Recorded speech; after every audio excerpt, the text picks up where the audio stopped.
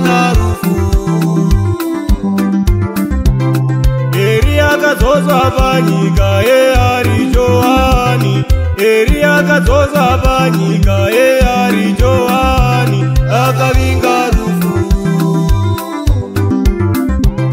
Sezvo iriyo nzira yoga yokuenda kuna Baba, sezvo ndiyo nzira yoga inoenda kuna Baba, musoro wakaiswa mundiro kwazadziswa rwendo rwacho, rwendo rwacho.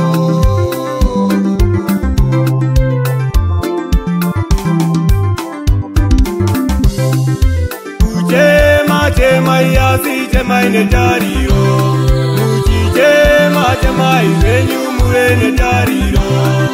Zivai woka zivai kuti chose tichafa, pasina rufu topada pana kubarwa.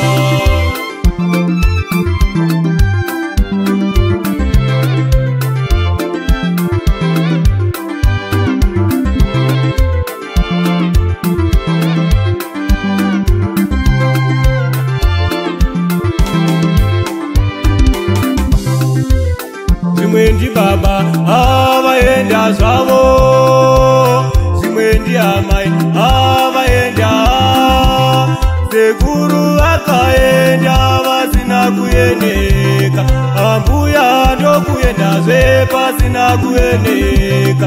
Zviri nyore kune ava vasara vabaiwa, misodzi inongochuruka sapana chachicha.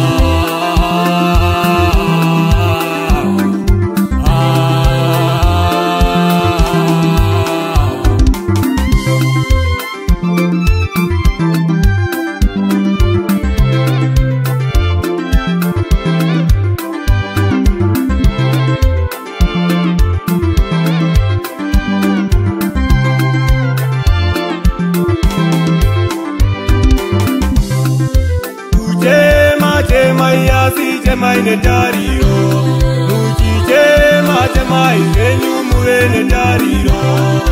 Zivai woka zivai kuti chose tichafa, pasina rufu topada pana kubarwa.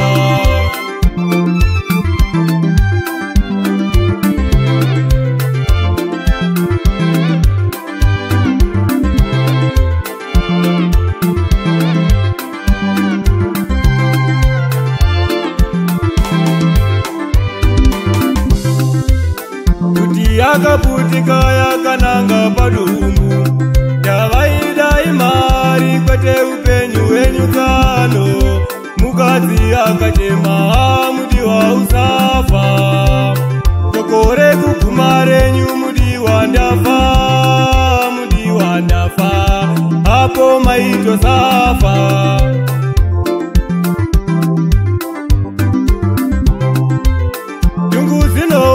Ndafunga paya painatsa, rufu ndokuuya rwakanaka wepamoyo.